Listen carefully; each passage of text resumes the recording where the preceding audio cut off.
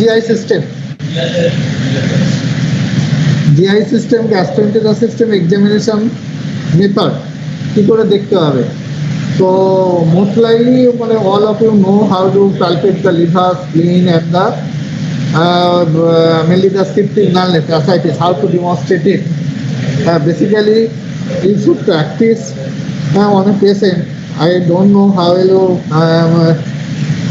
understand in this platform. Now came on PGT come, I will demonstrate on him. Okay, first of all, yesterday general survey examination has already done by taken by the Professor S.K. Chatterjee. Yes or no? General survey examination method? Yes, sir. Now regarding the GI system, gastrointestinal system, first of all some quick important general survey points. Suppose examination of the face, regional, that is the better to call the regional examination. Okay, regional examination regarding the GI system. First of all, you should palpate. First you should examine the eyes. Eyes, you already know how to examine the jaundice and the cyanosis and other special things regarding the GI system. What you look for the in the eye examination. Apart from the jaundice, you should also examine for the cave ring, cancer pressure ring, cave ring. Okay. Now তুমি ওখানটা বসো, একটা চেয়ারে বসো আপাতত, আমি general সার্ভেটা আমি বলে দিচ্ছি।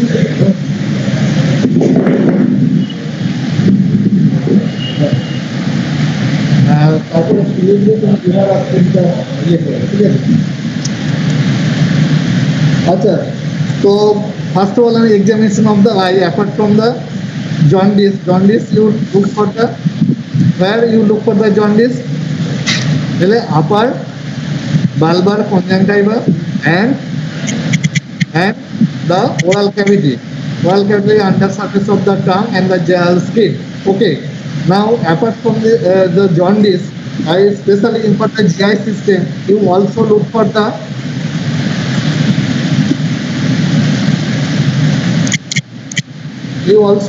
the cave ring, that is a cancer pressure ring, cave ring, that is now usually Wilson's disease and other cholestatic jaundice. Okay, now cave ring you should look for the sclerocorneal junction. Usually it can be, if it is obvious, then it can be seen in open eye, otherwise it should be confirmed by the slit lamp examination. Okay, and then the Bitter spot usually lateral cancer, that is also found in case of chronic liver disease. That is the deficiency of vitamin A deficiency. Why there is vitamin A deficiency in CLD? Because vitamin A is stored in the ETO cell, that is the ETO cell in the liver. So during the CLD, chronic liver disease, so the ETO cell population is decreased. That's why vitamin A also is decreased, and that's why in case of chronic liver disease there may be bitter spot in the, usually on the lateral canthus, that may be found on the medial canthus as a triangular white spot, bitter spot. And then the examination of the face, other examination for the regarding the CLD, you should look for the parotid swelling is present or not.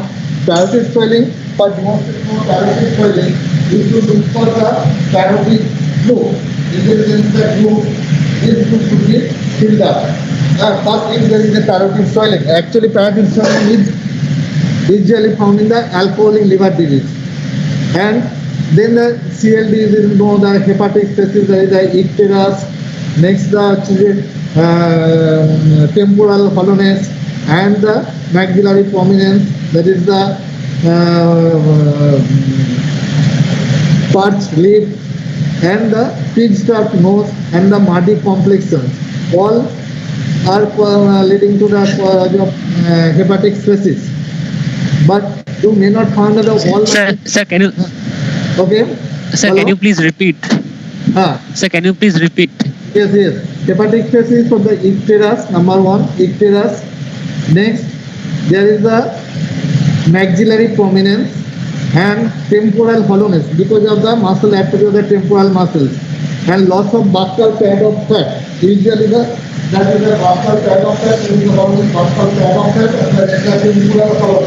And the temporal muscle atrophy will be there, and that's why there will be maxillary prominence, and there is the parched lip and pinched up nose and the muddy complexions.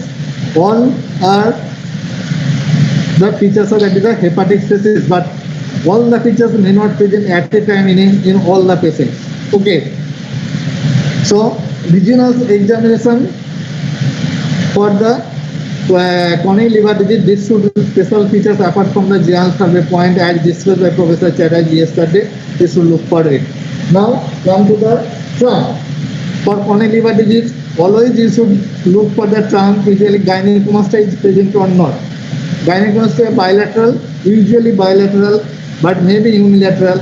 And gynecomastia, how will examine the gynecomastia? Usually the breast bud or breast plate. That is increased usually more than 1.5 or 2 centimeter. If the diameter is more than that, you can call it the gynecomastia. And first of all, it is there, you should differentiate it from the lipomastia. Usually lipomastia has to differentiate. First patient, ask the patient to raise his heart. Usually, after the lipomastia, then the fat will be dispersed. Fat will be dispersed and gynecomastia will be more prominent. In case of gynecomastia, there is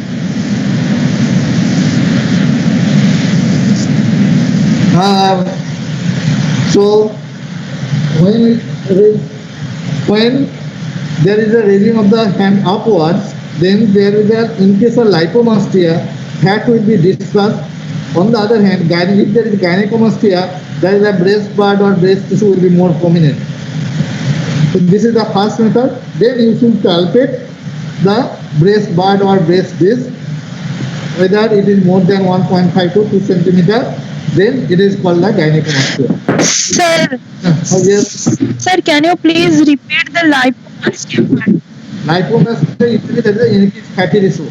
অনেক সময় দেখতে পারো কি যারা young এবং fatty healthy young ছেলে বা অনেক সময় বয়স্ক লোক মধ্যবয়স্ক তাদের কি হয় ইউজুয়ালি যদি ফ্যাট বেশি থাকে ফ্যাটি টিস্যু অনেক সময় looks like it breast, whether it is the in case of male, whether it is the lipo মানে fat tissue or whether it is the gynecomastia, how you differentiate?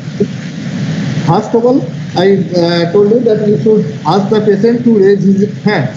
In case of lipomastia, the fat will be dispersed. Okay, that will be vanished.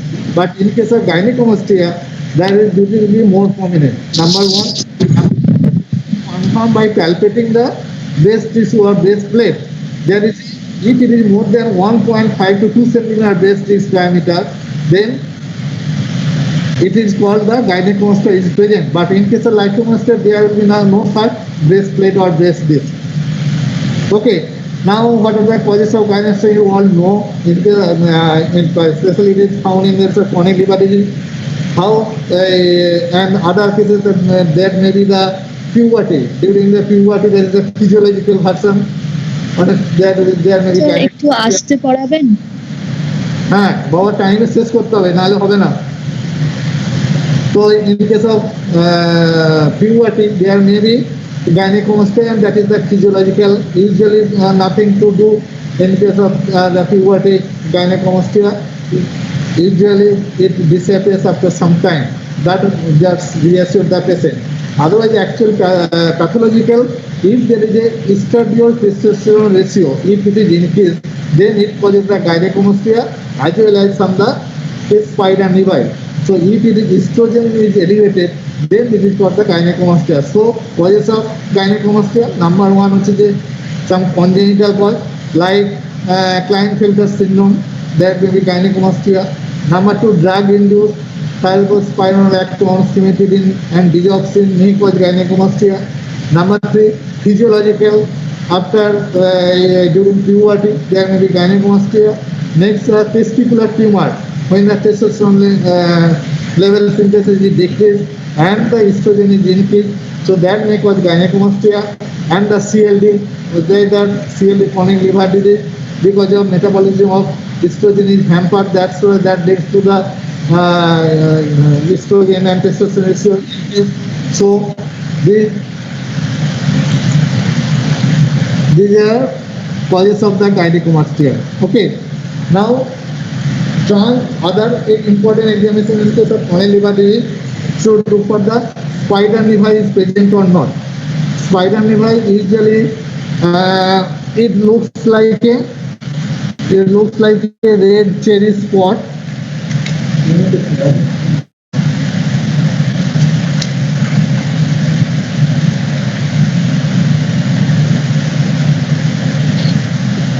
It looks like this red. This is a red color. শুনতে পাচ্ছেন কিছু একটু হ্যাঁ, কেটে কেটে আসছে। Sir মাস্কটা remove করে পড়লে ভালো হতো স্যার। সরি বাবা, এখানে সবাই তিনজন রয়েছে, মাস্ক খুলতে পারবো না। এখানে দেখতো এই যে দেখো, এখানে there is a central arteriole and central arteriole there is the other the arterial branches of the arteriole, and if it is dilated because of the increased estradiol testosterone ratio, that causes the spider nevi. Spider nevi usually found in the upper trunk. Usually not why it is not known, why it is not found in the below the trunk, usually below the umbilicus.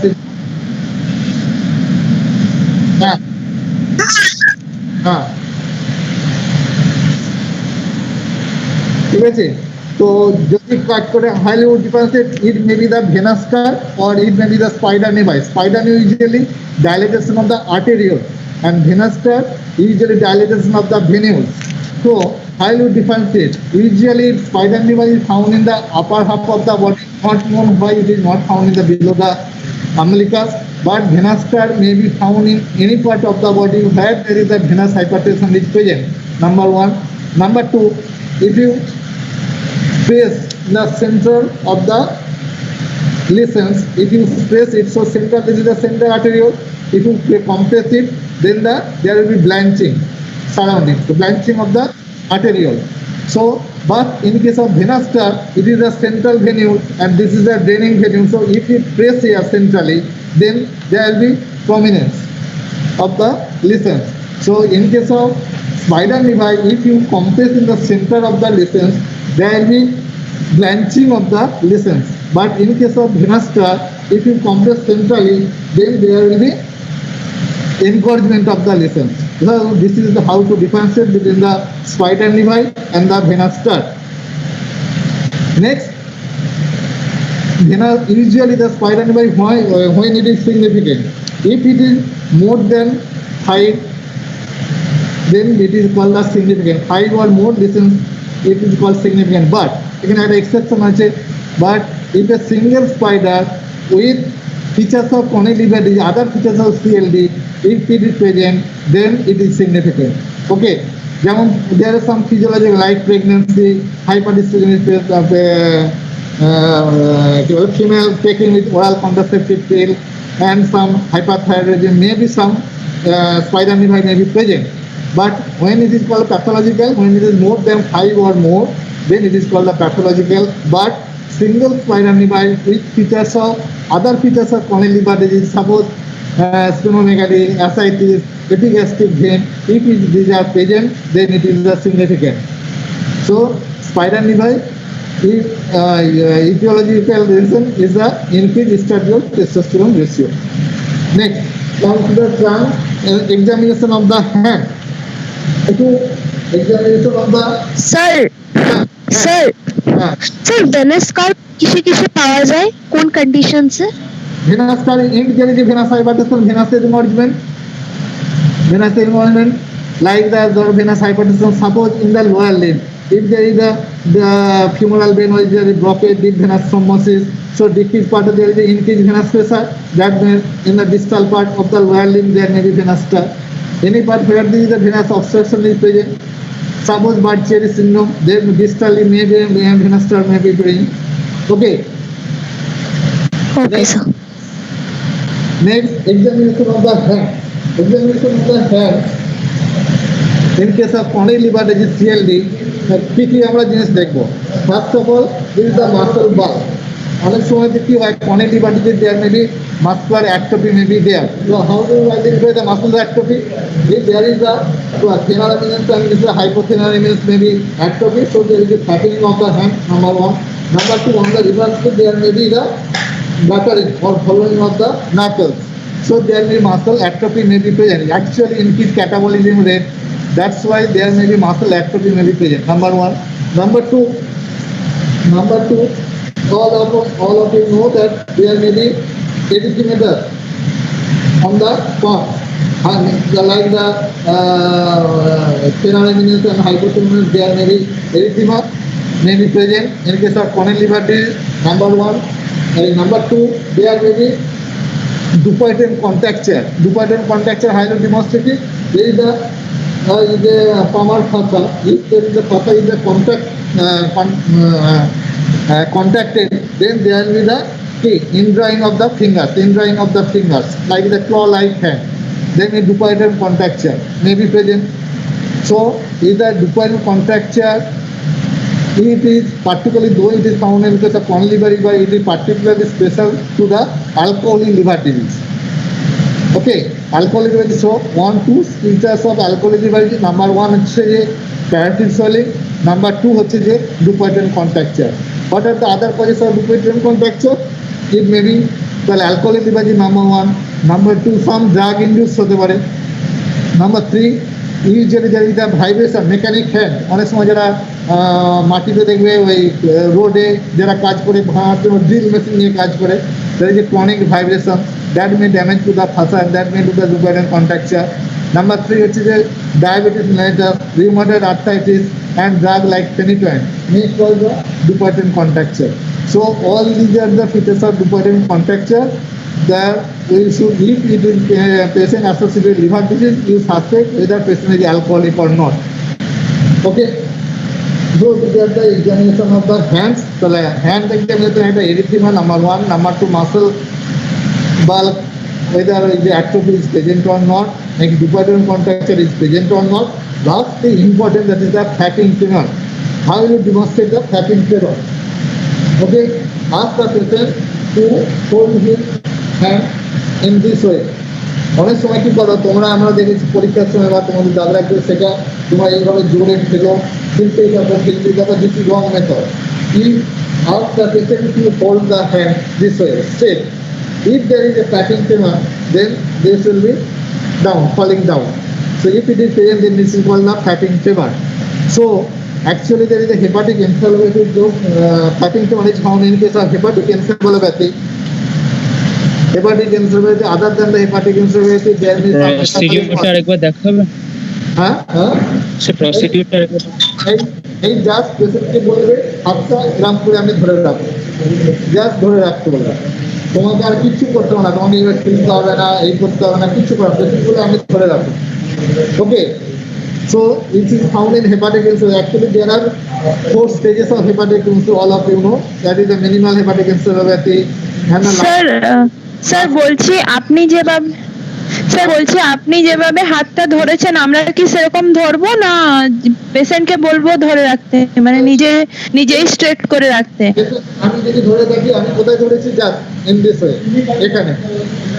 তুমি এখানে ধরবে না, পেশেন্টকে আমি এইভাবে করে, এইভাবে আমার প্রতিবন্ধক করে, হ্যাঁ সেই যদি আমি সাপোর্ট দিতেই হয়, আমি জাস্ট এইভাবে সাপোর্ট দেবো। ওকে, আর পেশেন্ট যদি নিজেই ধরতে পারে আমি ছেড়ে দেবো। এবার বললাম যেটা hepatic encephalopathy, there are 4 stages. Usually last stage is that is the hepatic coma stage. That means the grade 4 hepatic encephalopathy. Grade 4 hepatic encephalopathy যদি থাকে তাহলে পেশেন্ট ইজ নট ঠিক। তুমি যদি আগে জিজ্ঞাসা করো আমি হাতটা ধরে রাখবো, সেটা শুনতে পাবে না। সেই জন্য hepatic fatting tremor could not be demonstrated in grade 4. Ideally it is found in the grade 2 or sometimes grade 3 if it is patient is arousable. Usually grade 3 is arousable but comatose patient. Basically grade 2 patient hepatic fatting tremor পাওয়া যায়, grade 4 এ কখনো এটা demonstrate করা যাবে না as patient is unconscious.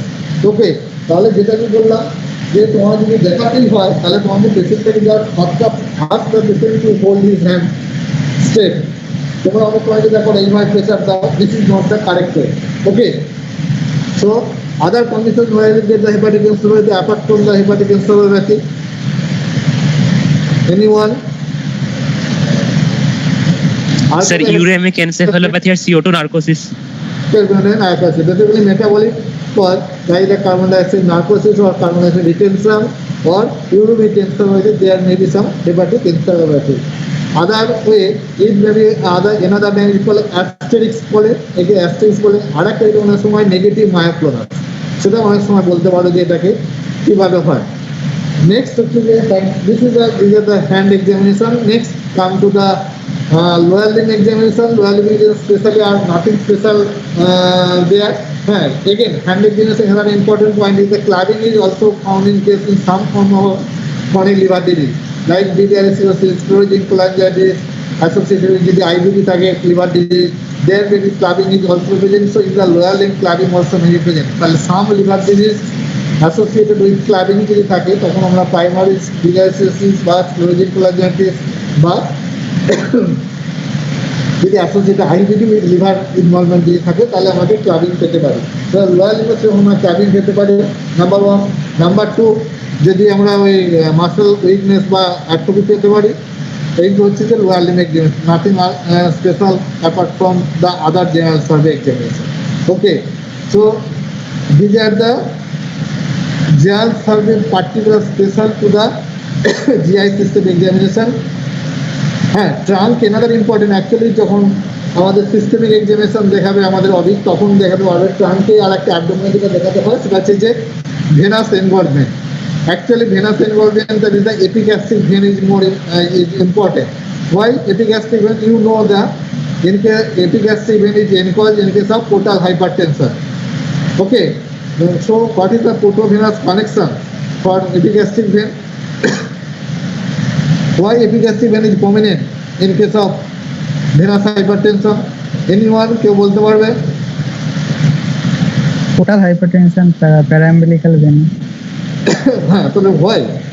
What is the portosystemic connection? Actually, if there is a portal hypertension, portosystemic connection যেখানে থাকে যে ভেনগুলো সেগুলো কি ইনভলভড হয়। তাহলে অ্যাকচুয়ালি এখানে কানেকশনটা কোথায়? পোর্টাল কানেকশন কোথায়? সিস্টেমিক কানেকশনটা কোথায়? How will you stress epigastric vein? Epigastric vein you know already upper epigastric vein ভেনটা কোথায়? সুপিরিয়র ভেন একেবারে আর নিচে দিয়ে কোথায় আছে? অ্যাম্বলিকাসের চারদিকে আসছে। তো এরপর যদি হয় ইউজুয়ালি এটা তো হয়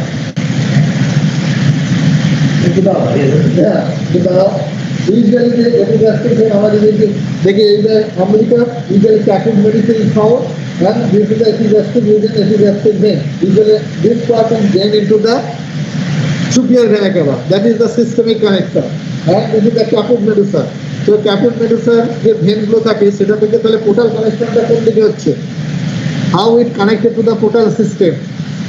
Anyone? স্যার প্যারাআম্বিলিকাল ভেন গুলো তো পোর্টাল সিস্টেমে হলো, তারপরে এই প্যারাআম্বিলিকাল ভেন থেকেই এপিগ্যাস্ট্রিক ভেন দিয়ে তোমার গেল হচ্ছে যে সুপিরিয়র ভেনা কেভা, সেটা হচ্ছে যে systemic connection, total connection. How is there is the total connection? No idea, ভুলে গেছে সব অ্যানাটমি। তাহলে যে প্যারাআম্বিলিকাল ভেন অ্যাকচুয়ালি ভিতরে কি থাকে? That is the umbilical when.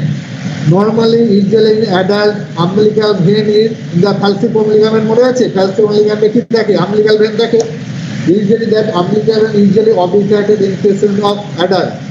But যখন portal hypertension হয়, that umbilical vein is drained into the portal vein. portal vein এর কটা vein থাকে? right and left portal vein। তিনটা নিয়ে চলে গেল, আমাদের কেন চলে গেল?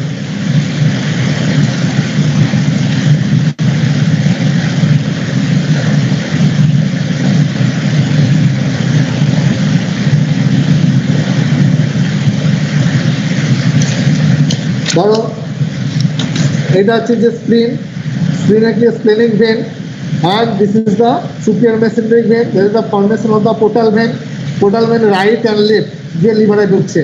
Usually umbilical vein drain into the right branch of the portal vein.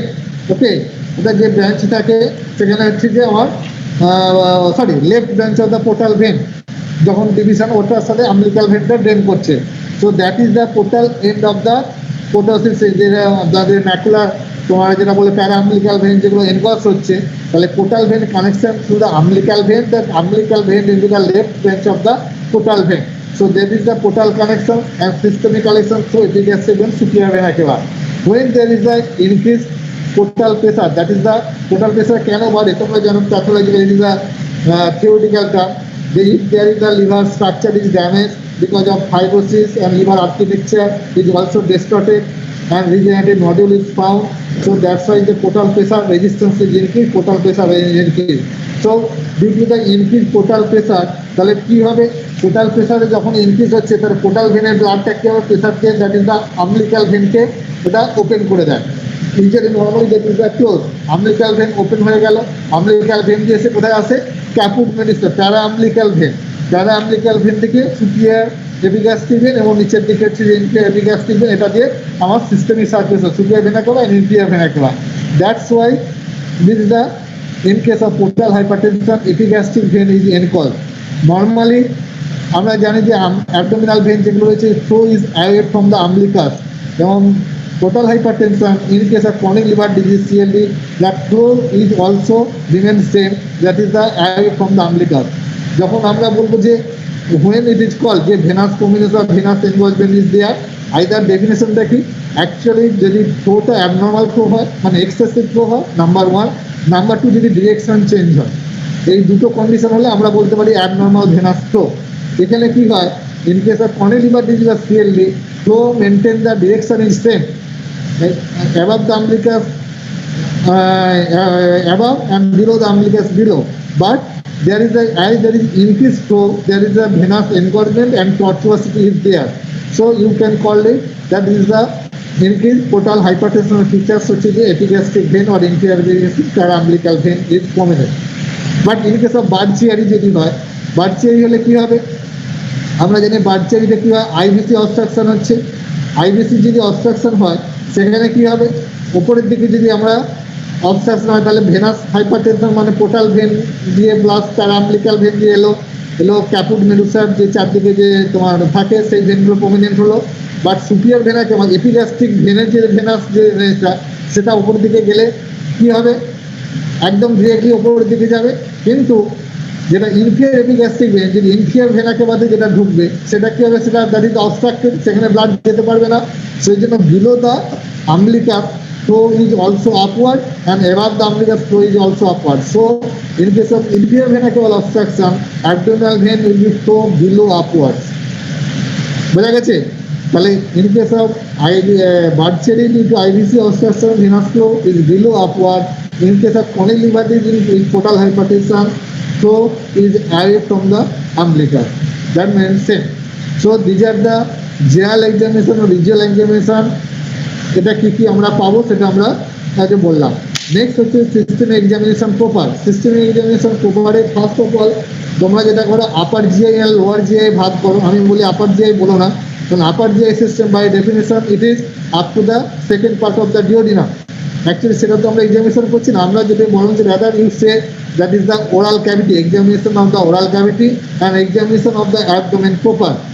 Examination of the oral ক্যাভিটিতে আমরা কী কী দেখি তোমরা জানো, নর্মাল যেগুলো দেখো that is the oral hygiene, কি পজিশন ম্যালাপ্টোসিনোগ্রাফি কিছু আছে কি না, তার সাথে কোনো অ্যানিমিয়া, তারপরে সাইনোসিস, জিভেতে সাইনোসিস যা দেখার দেখবে, তার সাথে কোনো oral ulceration on the tongue কিছু আছে কি না। বাট জিআই রিলেটেড কিছু যেটা আমাদের পিগমেন্টেশন, কিছু পিগমেন্টেশন যদি থাকে, যেমন জিআই রিলেটেড পিএইচ জেগার সিন্ড্রোম, যেখানে কি হয় multiple polyposis in the lower GI হয়, সেখানে কি হয় পিগমেন্টেশন চেঞ্জ থাকে। আদারওয়াইজ ওরাল ক্যাভিটিতে বাকি যা অন্যান্য সিস্টেম এক্সামিনেশন করো এখানেও তাই তোমাকে করতে হবে। ওকে, নাও পিগমেন্টেশনটা একবার বলবেন। পিগমেন্টেশন যেমন আমরা পাই, তোমরা জানো অ্যাডিসন্স ডিজিজ বা অনেক কিছুতে পিগমেন্টেশন পায়, কিছু কিছু স্কিনের লিশনে পায়, কিন্তু জিআই রিলেটেড হচ্ছে যে যখনই এটা পাই পেশেন্ট হয়তো ডায়রিয়া, লুজ মোশন, অনেক সময় জিআই ব্লিড নিয়ে প্রেজেন্ট করলো, ওয়েট লস নিয়ে প্রেজেন্ট করলো, তার সাথে যদি পিগমেন্টেশন পাই তাহলে আমাদের ভাবতে হবে পিএইচ জেগার সিন্ড্রোম খুব রেয়ার, অত মনে রাখার দরকার নেই, না রাখতে পারো, সেখানে কি multiple polyposis in the GI system, সেখানে কিন্তু ওরাল পিগমেন্টেশন থাকতে পারে।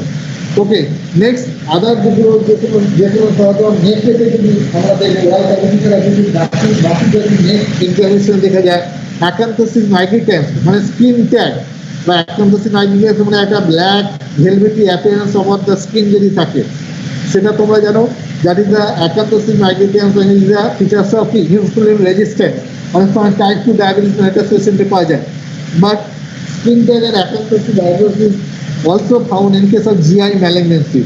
সেই জন্য GI malignancy যখন আমরা GI রিলেটেড তাহলে বাইরের স্কিনে একটা অ্যাকান্থোসিস নাইগ্রিক্যান্স যদি ডায়াবেটিস নন ডায়াবেটিক পেশেন্ট সেখানেও আমরা একটা মাথায় রাখতে হবে so this are the oral cavity examination now how will palpate the liver spleen that is the more important and other important is the how will demonstrate the shifting dullness এটা এবার এখানে কি করতে হবে না হ্যাঁ বেশি হলে তো আমার হচ্ছে গলাটা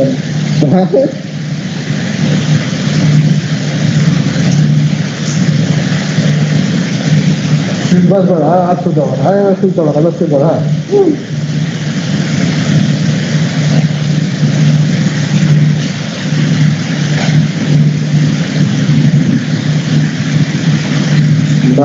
হ্যাঁ তোমাকে ওদিকে যেতে হবে তবে ওরা দেখতে পাবে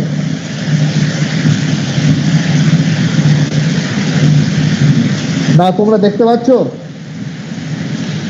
শুনতে পাচ্ছ কি শুনতে পাচ্ছ হ্যাঁ স্যার হ্যাঁ ফার্স্ট অফ অল যেটা করবে ইউজুয়ালি যদি হয় ও একটু চামড়াটা তুলে নাও এই গেঞ্জিটা একটু তুলে নাও উপর দিকে হ্যাঁ তাহলে first of all exposure of the patient exposure usually normally exposure তোমরা জানো mid line to nipple line to mid thigh that should be the normal exposure but in our setup usually আমরা যেটা করি জাস্ট উপরের দিকে জামাটা তুলি but এবং প্যান্টটা যায় যখন থাকে প্যান্টটা একটু ঢিলে করতে বলি যখন পেশেন্ট অ্যাকচুয়ালি পেশেন্ট পাবে এইটা তোমাদের পিজিটি দাদা আমি আর বেশি ওকে লজ্জা দিতে চাইছি না অ্যাকচুয়ালি যেটা করতে হয় এক্সামিনেশন ফার্স্ট অফ অল যখন করবে তোমাদের হচ্ছে যে ইন্সপেকশনে যেটা ফার্স্ট অফ অল যেটা দেখতে হয় কী কী দেখতে হয় actually step of the abdomen usually normally যেটা হয় অ্যাকচুয়ালি স্ক্যাফয়েড অ্যাবডোমেন যেটা বলে scaphoid abdomen due to attachment of the মাসেলের জন্য স্ক্যাফয়েড অ্যাবডোমেন সত্যি কথা বলতে স্ক্যাফয়েড অ্যাবডোমেন আমাদের কারণে একমাত্র যারা কি বলবো তোমার সেই কি বলে কোনো ফ্যাট নেই কিছু নেই তাদের ক্ষেত্রে স্ক্যাফয়েড অ্যাবডোমেন পাওয়া যায় নর্মালি ইউজুয়ালি বাল্জিং স্লাইড থাকে সেই জন্য অনেক সময় কি ভলান্টারি তোমরা বলে ফেলো sir this is the shape is scaphoid সবসময় কিন্তু স্ক্যাফয়েড থাকে না যেমন এখানে দেখো there is slide bulging of the abdomen over the umbilicus region this is the normal তো নাম্বার ওয়ান রয়েছে shape of the abdomen next যেটা বললাম হচ্ছে যে ইন্সপেকশন যেটা দেখতে হবে কোনো ভেনাস প্রমিনেন্স কিছু আছে কি না কোনো পেরিস্টালসিস কিছু আছে কি নেই নাম্বার থ্রি যেটা মোর ইম্পর্টেন্ট যদি ফিমেল পেশেন্ট হয় কোনো স্ট্রায়া কিছু আছে কি নেই বা মেল পেশেন্টদের কোনো স্ট্রায়া কিছু আছে কিনা অনেক সময় কি ওরিড পেশেন্ট বা কুসিংস এগুলো অনেক সময় স্ট্রায়া পাওয়া যেতে পারে আর যেটা দেখতে হয় যেটা বলছিলাম যে সবসময় যেটা ভুল করবে তোমরা ভুল করো সেটা হচ্ছে যে ইনগুইনাল রিজন দেখতে হয় অলওয়েজ এক্সপোজ করে inguinal region that is the hernial orifice and the male পেশেন্টের ক্ষেত্রে এক্সামিনেশন অফ স্কোটাম মানে তোমরা অনেক সময় এটা ভুলে যাও but it should be must তাহলে this that should be done first of all inspection whether is the কী বলে ইম্পালসন কাপিং ইজ প্রেজেন্ট অর নট তাহলে নাম্বার ওয়ান হয়ে যাচ্ছে যে shape of the abdomen next হচ্ছে যে position of the umbilicus whether is the mid line or not usually যদি অ্যাসাইটিস থাকে তাহলে আমব্লিকাসে কী হবে ইউজুয়ালি আস্তে আস্তে ইনভার্টেড থেকে ইউজুয়ালি ফার্স্ট হয় তারপর ইনভার্টেড হয় according to the presence of যদি অ্যাসাইটিস কতটা অ্যামাউন্ট অ্যাসাইটিস হচ্ছে তার উপর ডিপেন্ড করে পজিশন অফ দ্য আমব্লিকাস নেক্সট হচ্ছে যদি লোয়ার রিজনে যদি কোনো মাস থাকে তাহলে আমব্লিকাসটা কী হবে আপার রিজনে শিফট করে যাবে লোয়ার রিজনে যদি কোনো মাস থাকে আর আপার রিজনে যদি কোনো মাস থাকে আমব্লিকাসকে পুশ ডাউন করে লোয়ারতে যাবে আর যদি অ্যাসাইটিস হয় জেনারেলাইজ কারেকশন হয় position of the umbilicus will be same but shape of the umbilicus will be changed whether it is the inverted, everted or thrust. তো এইগুলো হচ্ছে যে নাম্বার হচ্ছে ইন্সপেকশন এবার ক্যালকুলেশনের সময় আমি প্রথমেই যখন যদি বলি যদি তোমরা ভালো ইয়ে করতে যাও ফার্স্ট অফ অল যেটা করবে একটা হচ্ছে পেন্সিল নিয়ে পেন্সিল নিয়ে মার্ক করে নেবে, অ্যাবডোমেনকে কোয়াড্রেন্টে ভাগ করবে। Usually mid clavicular line, how will draw the mid clavicular line? ওর মনে আছে? Usually mid clavicular line from the clavicular, হ্যাঁ দেখো ক্লাভিকুলার হচ্ছে যে acromial end of the clavicle, acromial end of the, next হচ্ছে যে মিডিয়ালি হচ্ছে যে মিডিয়াল হচ্ছে sternal notch, sternal notch and acromial end of the clavicle, that mid point হচ্ছে যে মিড ক্লাভিকুলার লাইন। দুদিকে দুটো মিড ক্লাভিকুলার লাইন আমি ড্র করবো। দিস ইজ দ্য ধরো অ্যাক্টোমিয়াল এন্ড অফ দ্য ক্লাভিকল, আর এখানে হচ্ছে যে তোমার স্টার্নাল নচ, এই স্টার্নাল নচের মাঝখানে যদি মিড লাইন, এই বাইরে দুটো দেখতে পাচ্ছ না? আর তো আমার ক্যামেরা আসছে না।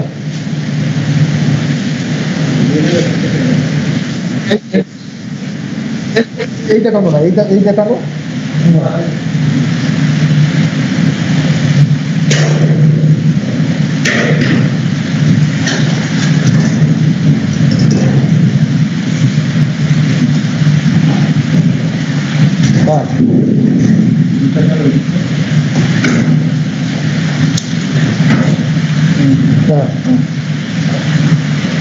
আমি ধরবো নাকি? আমরা তুমি দেখাও মিডিয়াল, তুমি একটু দেখিয়ে দাও acromial end of the clavicle and the sternal notch. এবার দেখতে পাচ্ছ? দেখো এই দিকটা দেখাও। হ্যাঁ হ্যাঁ, স্টার্নাল নচ, এই দুটো পয়েন্টের জাংশন হচ্ছে যে তোমার মিড ক্লাভিকুলার লাইন। দুদিকে দুটো মিড ক্লাভিকুলার লাইন গ্রহণ করলে নেক্সট হচ্ছে যে ট্রান্সপাইলোরিক প্লেন। ট্রান্সপাইলোরিক প্লেন ব্রেক করে কি? এটিকে আসছে পেশেন্টের one hand brake, one hand brake. এখান দিয়ে হচ্ছে যে দ্যাট ইজ দ্য, হ্যাঁ দ্যাট ইজ দ্য তোমার হচ্ছে যে ট্রান্সপাইলোরিক plane, and another is the transcrystal plane. Transcrystal কিভাবে করে? Usually the 5 centimeter behind the anterior superior iliac spine, behind the anterior superior যে লাইনটা is the transcrystal line. The transcrystal, transpyloric আর দুদিকে mid clavicular line that divide the abdomen into the 9 region. এটা just, এটা তোমরা জানো, এটা তো anatomical surface marking করেছে। এবার লাস্ট হচ্ছে যে liver palpation of the liver যখন করবে তার আগে কিন্তু যেটা কি করতে হয়, রেকটাস মাসেলটাকে দেখে নিতে হয়। তাহলে কি করে দেখবো? যে পাটাকে তুলবো, তুমি হাতটা ফিল করো, হাতটা ফিল করে রেকটাস মাসেল, তো পাটা সোজা তোলো, হ্যাঁ তোলো। এবার তুমি রেকটাস মাসেলে এই যে জাস্ট প্যালপেট করে আমি দেখছি, এটাকে দেখে রেকটাস বোর্ডারটাকে আমি ঠিক করলাম। Okay, now we palpate the liver from the, হ্যাঁ এই মুখটা এদিকে থাকবে, হ্যাঁ পজিশন অফ দ্য, হ্যাঁ এবার নিঃশ্বাস, ইন্সপিরেশনের সময় আমি হাতটা ফিক্স রাখবো, লিভার নিচে নেমে আসবে, আর এক্সপিরেশনের সময় হচ্ছে আবার ওপরে তুলবো।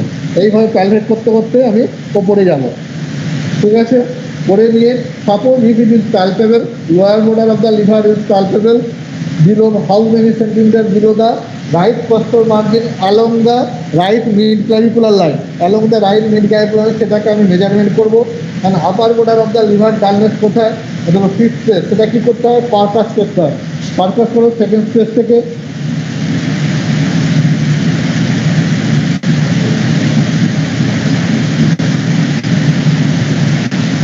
হ্যাঁ ধরো ফিফথ স্পেসে upper border of the liver dullness, and নিচে হচ্ছে যে 5 centimetre below the right costal margin যদি হয়, টোটাল লেন্থটা মাপবো, সেটা হচ্ছে that is the total liver strength. Okay, suppose this is the 13 centimetre or 14 centimetre, normally হচ্ছে যে 10 to 15 or 9 to 15 সেন্টিমিটার বলে this the normal liver strength.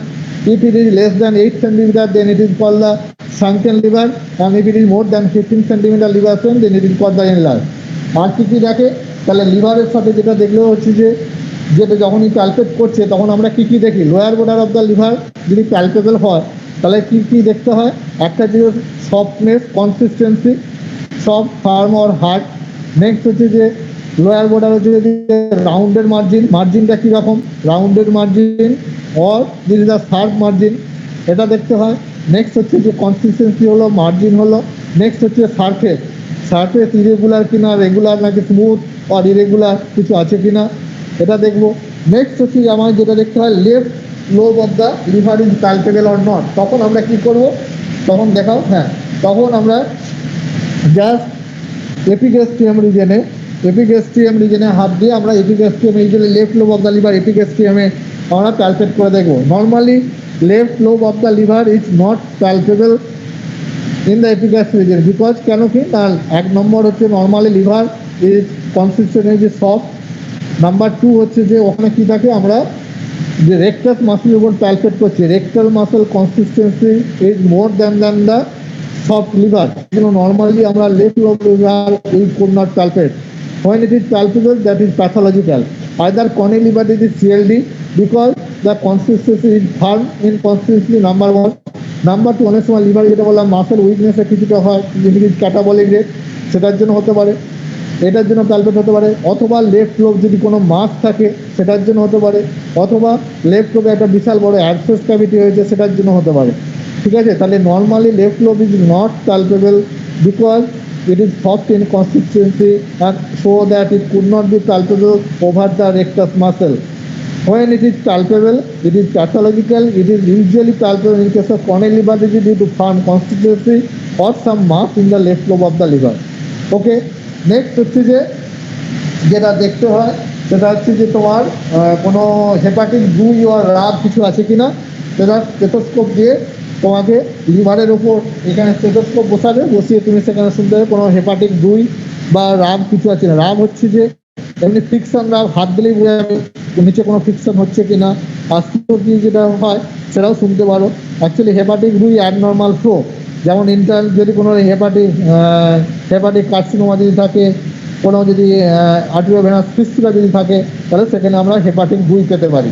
Usually malignancy এটা থাকলে হচ্ছে তাহলে লিভার প্যালপেবল। তাহলে আবার বলছি লিভার ডেসক্রাইব করতে গেলে নর্মালি তাহলে যে liver is suppose palpable 5 centimeter below the right costal margin along the right mid-clavicular line, upper border of the liver terminus is in the 5th intercostal space, so total liver span is suppose 13 centimeter or 14 centimeter, margin is rounded margin and consistent is soft. Usually normally এটা হাত দিয়ে প্যালপেট না করলে বুঝতে পারবে না, normally যেটা পায় যখন সফট ইন কনসিস্টেন্সি থাকে তখন ইউজুয়ালি রাউন্ডেড মার্জিন হয়, আর যখন ফার্ম টু হার্ড কনসিস্টেন্সি তখন হচ্ছে যে শার্প মার্জিন। এটা হচ্ছে যে রুল। তুমি যদি বলে ফেলো যে ফার্ম আর হার্ড কনসিস্টেন্সি রাউন্ডেড মার্জিন, এটি ইউজুয়ালি বলবে যে না ছেলেটা কিছু জানে না। তাহলে usually soft consistency rounded margin, firm আর hard consistency that is the sharp margin. Next হচ্ছে কোনো লিভার টেন্ডারনেস কিছু আছে কিনা। নেক্সট হচ্ছে যে whether surface is smooth or irregular, left lobe of the liver is palpable or not, hepatic 2 or রাব কিছু আছে কিনা, and lastly hepatic pulsation. hepatic pulsation না কীভাবে দেখবে একবার দেখিয়ে দাও। বোথ সাইডে দুটো হাত দেবে, একটা নিচে আর একটা ওপরে, না ওইভাবে ফিক্স থাকবে, জাস্ট দুদিকে হাতটা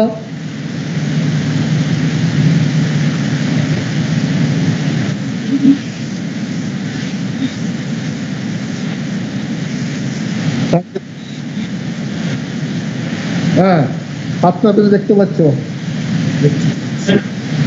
না, তাহলে আবার ওই লেফট দিকে করতে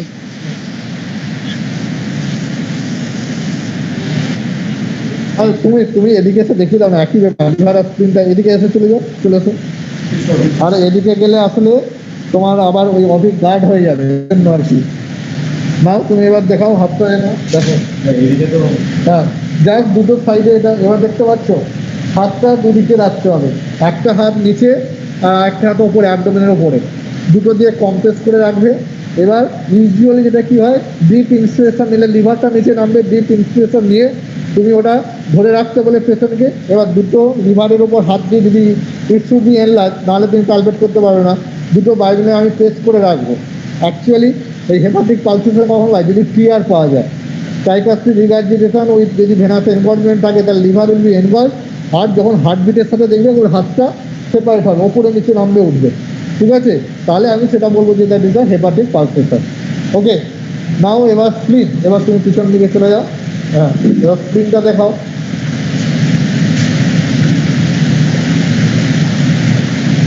হ্যাঁ এবার স্প্লিন কালচের সময় you should start from the left এই right iliac fossa and towards the first of all এই যে লেফট হ্যান্ডের পজিশন রয়েছে, লেফট হ্যান্ডে কিন্তু এখানে একটা দিতে হয় জাস্ট কি, যেটা অ্যাকচুয়ালি স্প্রিন যে মুভমেন্ট হয় একটা ডাউনওয়ার্ডস অ্যান্ড আউটওয়ার্ড মুভমেন্ট।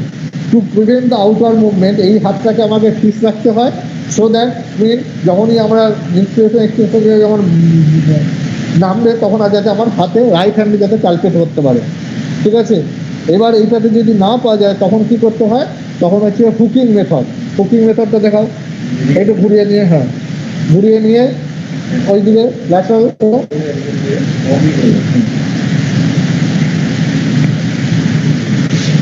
হ্যাঁ জাস্ট হুকিং মেথডে তুমি জাস্ট এই সাইডে অপোজিট সাইডেও আসতে পারো, অন্য সাইডে just inside your finger into the margin, hooking method, ঠিক আছে। দেখতে পাচ্ছ না, দেখতে পাচ্ছ না?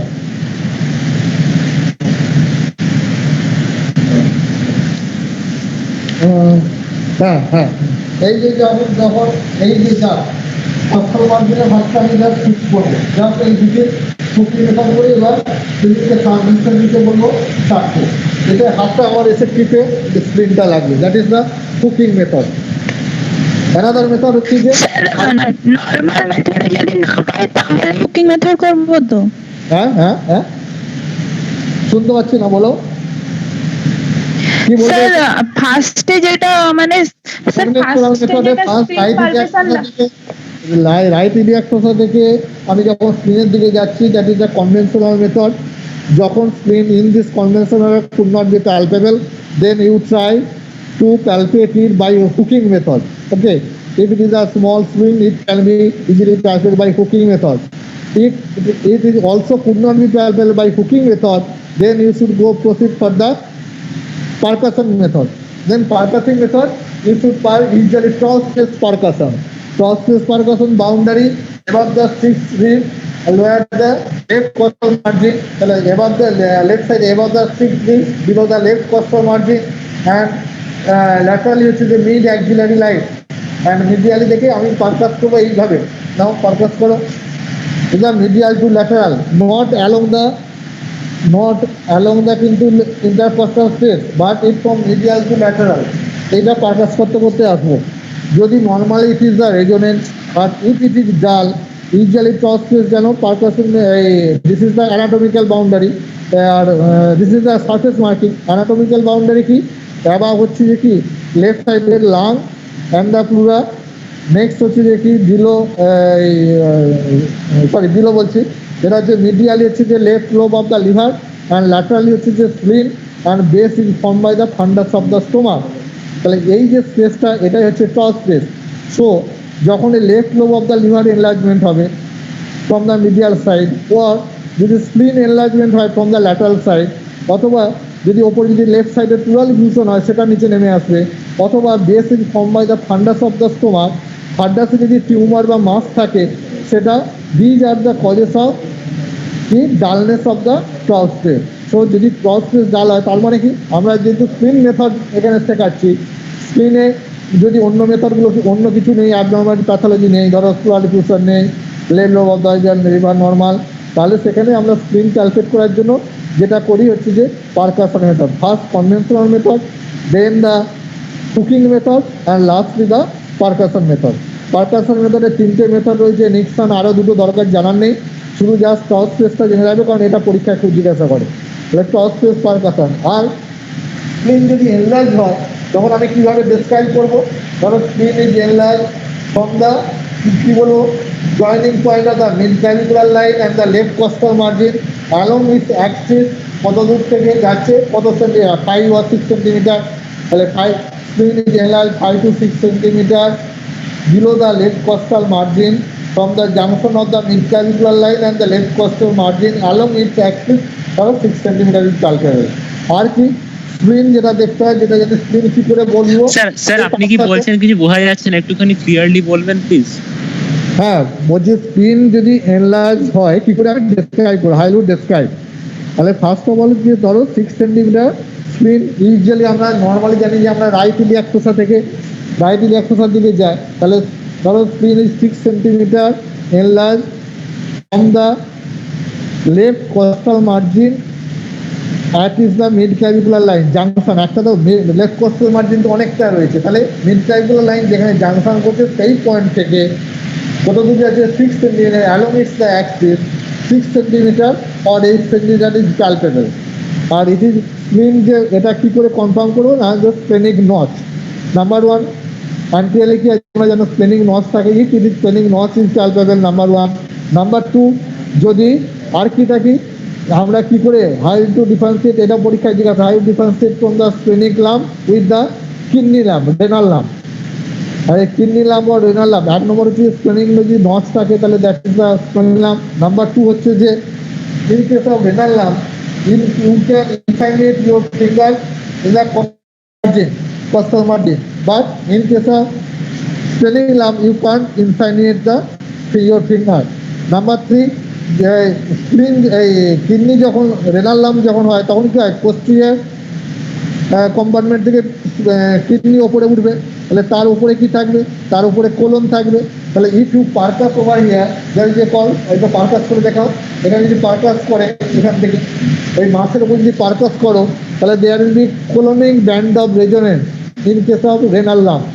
বাট যদি স্প্লিন হয় স্প্লিন কী করবে, কোলনকে নিচে পুশ ডাউন করে নিচের দিকে নামিয়ে দেবে, নিচের দিকে যদি নামিয়ে দেয় তাহলে কি হয় band of resonance, there will be no band of resonance. তাহলে একটা বললাম হচ্ছে যে অ্যান্টিরিয়র যে মার্জিন সেখানে থাকবে splenic notch number 1। Number 2 you can easily insinuate your fingers in case of renal lump and but in case of splenic lump you can't insinuate your finger between the mass and the left costal margin। And number 3 there will be band of colonic band of resonance in case of renal lump, but in case of splenic lump there will be no such colonic band of resonance over the mass। So this is the how you palpate the spleen। Next যেটা important method পরীক্ষায় যেটা দেখানো হয় সেটা হচ্ছে যে তুমি দেখাও হচ্ছে যে শিফটিং ডালনেস।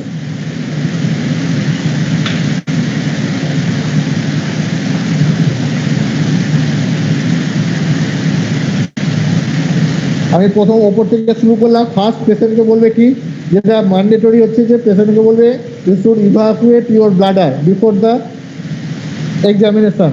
পেশেন্টকে ফার্স্ট হচ্ছে ব্লাডার ইভাকুয়েশন করে আসতে বলবে। নেক্সট হচ্ছে এক্সপোজার, তারপর হচ্ছে যে ফার্স্ট এপিকের সাথে মিড লাইন বরাবর পারকাস করে নিচের দিকে নামবো, পুরোটা নিচে নামবো, করে আবার ওপরের দিকে ফিরে আসবো, করে দিয়ে দিতে পয়েন্ট অফ ম্যাক্সিমাম রেজোনেন্স যেটা সেই পয়েন্টটা মার্কিং করব, করে রাইট সাইড আর লেফট সাইড যে কোনো একটা গেলাম। সাপোজ এই জায়গা থেকে ডালনেস শুরু হলো, রাখো ওখানে ডালনেস শুরু হলো, এখানে আমি মার্কিং করলাম। নেক্সট আবার আরও এক্সট্রিম যাও, এখানে মার্কিং করলাম up to the okay. Same হচ্ছে যে আমি এদিকেও গেলাম, অপোজিট সাইডেও গেলাম, একটা জায়গায় ডালনেস পেলাম, ওখানে মার্কিং করলাম, তারপরে এক্সট্রিম ল্যাটারে গেলাম। ওকে, এরপরে যেটা কি করব, আবার একবার এখানে এসো, হ্যাঁ এদিকে এসো, হ্যাঁ এদিকে এসো, হ্যাঁ করো পারকাস করো, করে আমি এখানে ডালনেস পেলাম, ডালনেসকে এখানে মার্কিং করলাম, করে এক্সট্রিম ল্যাটারালি যাও, মার্কিং করলাম, করে এরপর তুমি পেশেন্টকে turn to that side. Okay, wait for the 30 second.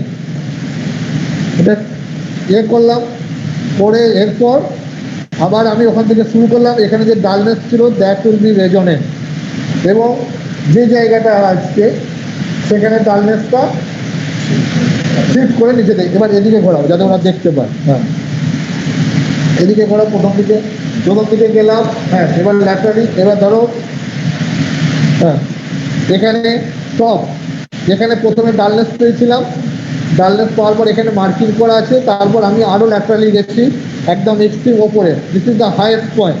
এখান থেকে এবার টার্ন করে দেওয়ার পর 30 সেকেন্ড ওয়েট করলাম, তারপর নিচের দিকে নামলাম, এখানে ডালনেস ছিল, দেখবো এখানে এই ডালনেস উইল বি ভ্যানিশ, চলে গেল। আর প্রথমবার এই ডালনেস পেয়েছিলাম, দেখা গেল যে ডালনেসটা উঠে ওপরে চলে এসছে। তো এই দিকে যে শিফটিং ডালনেস ছিল that will be shifted here, তার মানে এখানকার ডালনেসটা ওপরে উঠে এসছে। So fluid on this side shifted to the downward, that's why dullness is also shifted. তোমরা যেটা ভুল করো, অনেকে যেটা ভুল করো যেটা হচ্ছে যে এখান থেকে গেলাম, এখানকার পয়েন্টে গেলাম, আর এক্সট্রিম ল্যাটারালি না গিয়ে এখানে এই পেশেন্টকে টার্ন করে নাও, that is the wrong method. তাহলে এইটা গিয়ে আমি এক্সট্রিম ল্যাটারালি যাব, তারপর পেশেন্টকে টার্ন করবো, করার পর ওপর থেকে আবার নিচের থেকে শুরু আসবো। তো this is the method of shifting dullness. আর নেক্সট হচ্ছে যদি খুব বেশি ফ্লুইড থাকে তাহলে সেটা দেখা হয় যে ফ্লুইড ফিল দেখানোর জন্য জাস্ট হাতটা, পেশেন্টের হাতটা আমরা মিড পয়েন্টে রাখবো, রাখার পর হ্যাঁ এদিকে একটা স্যার লাস্ট পয়েন্টটা একবার বলবেন? কোনটা? ফ্লুইড ফিল দেখে নাও। যে ভুল হয়, যেটা বললেন ভুল হয় আর কি। রাখার পর অপোজিট সাইডে একটা হাত রাখলাম এবং উল্টো দিকে একটা টোকা দিলাম উল্টো দিক থেকে। হ্যাঁ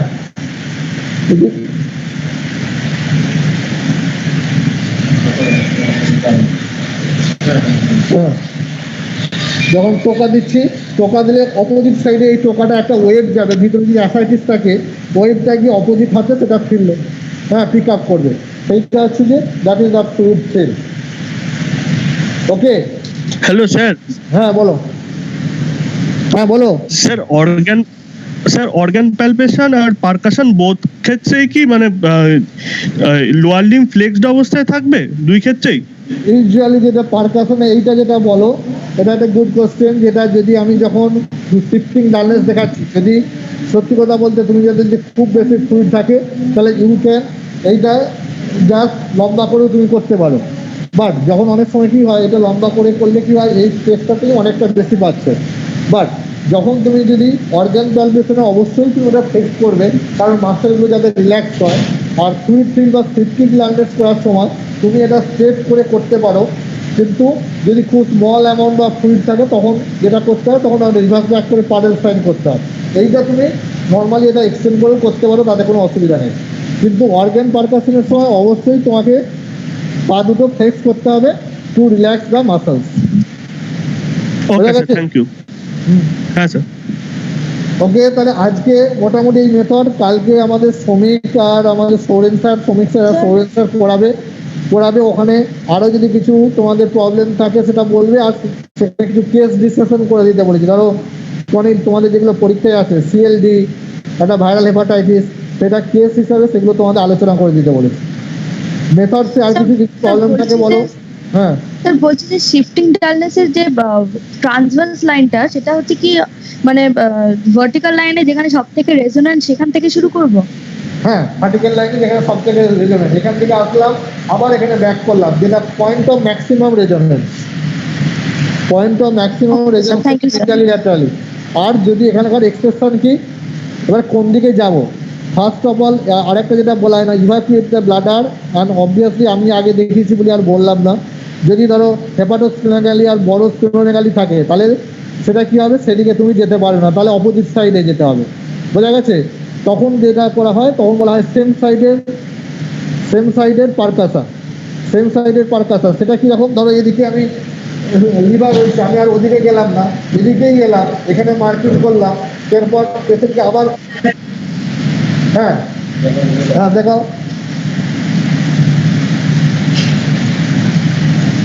হ্যাঁ, এবার এখানে এলাম, এবার ধরো এখানে ডালনেস পেলাম, এখানে মার্কিং করলাম, করে আবার এক্সট্রিম ল্যাটারালি গেলাম, করে আবার পেশেন্টকে উল্টো দিকেই ঘোরালাম। এইটা হচ্ছে আমরা নর্মালি করি, তাই তো? এটা নর্মালি করি, এখানে কি হয়ে যাবে, রেজোনেন্স হয়ে যাবে। এখানে যেটা করবো, এখানে আমি করলাম, এবার কি করা হয়, যখন আমি সেম সাইডে, তাহলে আমি তো আর ওদিকে যেতে পারছি না, তাহলে আমি কি করবো, পেশেন্টকে এখানে মার্কিং করলাম, এদিকে করলাম, এবার এদিকেই ঘোরাবো, করে এবার পারকাস করলে দেখা যাবে যে এই যে ডালনেসটা উপরে উঠে এদিকে চলে এসছে, ওপরে চলে গেছে। এটা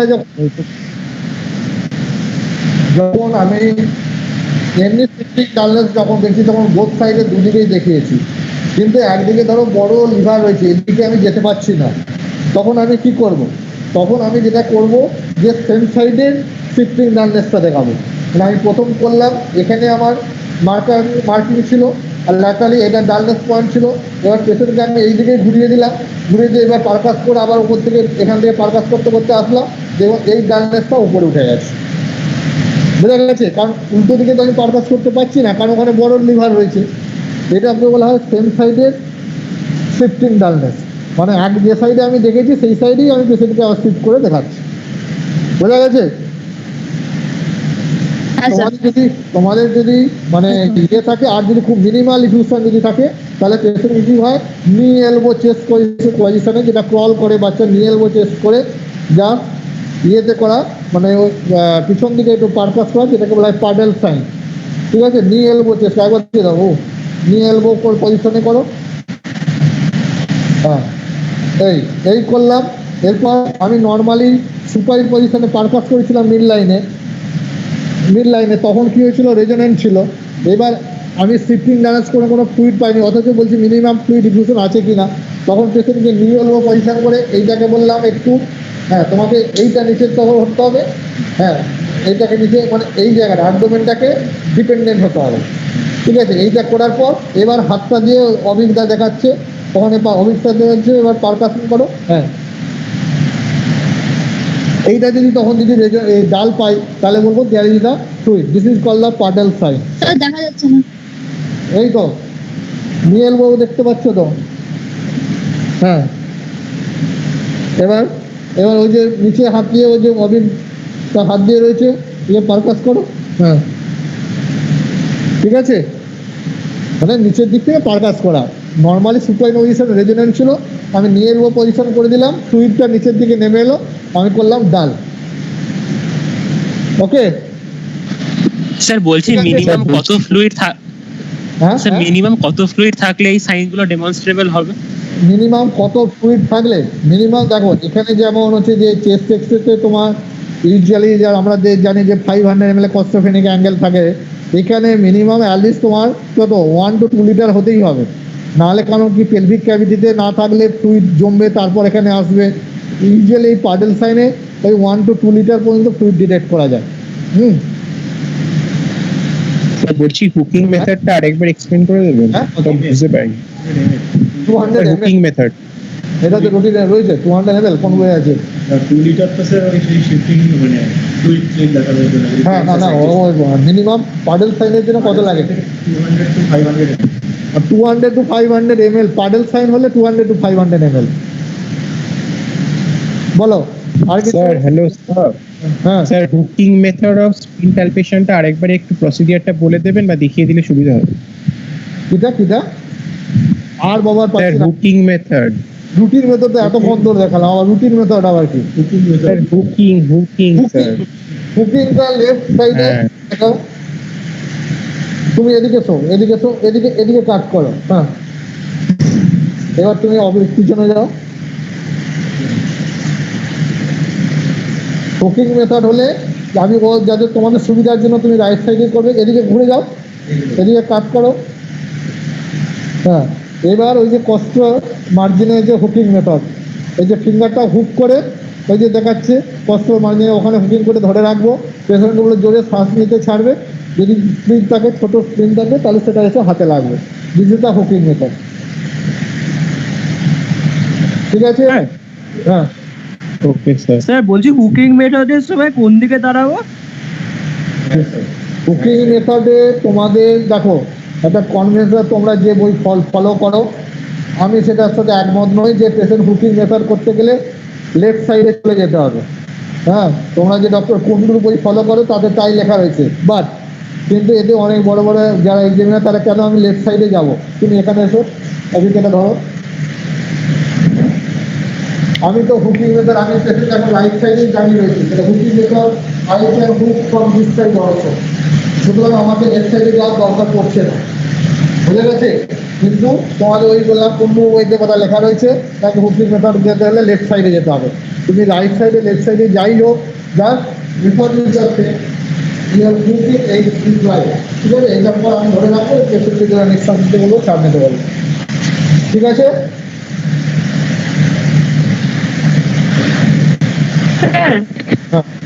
স্যার বলছি যে টেস্টিকুলার এক্সামিনেশনটা কেন করবো স্যার? কি আগে বলেছিলেন। আরেকবার রিপিট করো কোশ্চেনটা। বলো কি বলছো বলো। এক্সটার্নাল জেনিটালিয়া এক্সামিনেশনটা কি লিখবো ওই জায়গাটা? টেস্টিকুলার এক্সামিনেশন করতে হবে কেন শোনা যাচ্ছে না, স্যার শোনা যাচ্ছে না, কি বলো? স্যার ও বলছে আপনি বলেছিলেন টেস্টিকুলার এক্সামিনেশনটা করতে হবে, ওটা কেন করতে হবে? কোনটা? এক্সটার্নাল জেনিটালিয়া টেস্টিকুলার এক্সামিনেশন যে কোনো অ্যাবডোমিনাল এক্সামিনেশনে ধরো অ্যাসাইটিস পেশেন্ট, তার ইটিওলজি তো জানতে হবে। There may be some testicular malignancy that leading to the ascites, তাহলে আমি সেটা মিস করবো, নাম্বার 1। নাম্বার 2, অনেক সময় যদি হার্নিয়া পয়েন্ট থাকে, অ্যাবডোমেন ডিসটেন্ডেন্ট, এরকম অনেক পেশেন্ট হয়, সার্জারি পেশেন্ট আমাদের মেডিসিনে ভর্তি হয়, অ্যাবডোমেন ডিসটেন্ডেন্ট, অ্যাকচুয়ালি দেখা গেল যে হার্নিয়া একটা স্ট্যাঙ্গুলেটেড হার্নিয়া হয়ে গেছে, স্ট্যাঙ্গুলেটেড হার্নিয়া অ্যাবডোমিনাল ডিসটেন্ডেন্ট হয়ে রয়েছে। তোমার মনে হলো যে এটা হচ্ছে যে অ্যাকচুয়ালি যেটা হচ্ছে সার্জারি কেস, তুমি মানে কি বলবো অবস্ট্রাকটেড ইনগুইনাল হার্নিয়া নিয়ে প্রেজেন্ট উইথ অ্যাবডোমিনাল ডিসটেনশন, সেটার জন্য হতে পারে।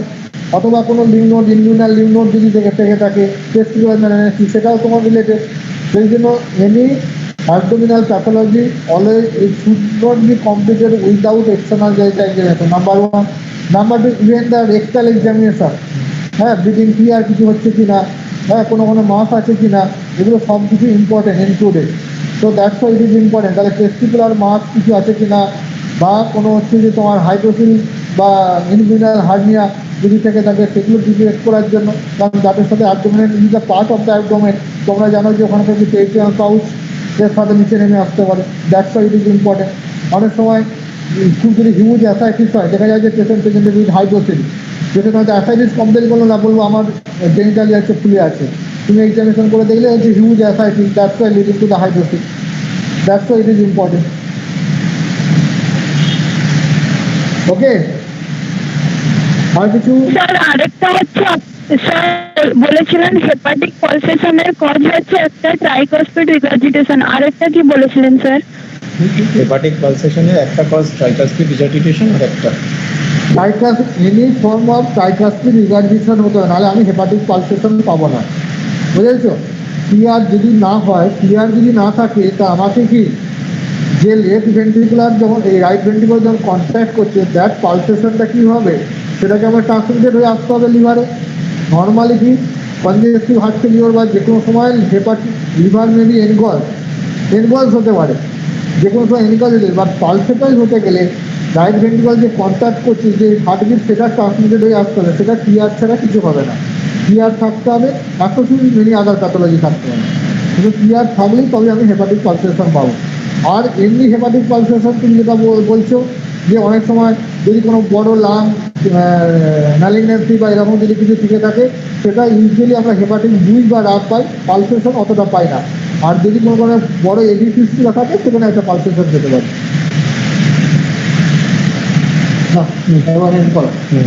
স্যার হ্যালো স্যার, তোমাদের ওয়ান লাস্ট কোয়েশ্চেন। কি কোশ্চেন? হ্যালো স্যার, স্যার বলছি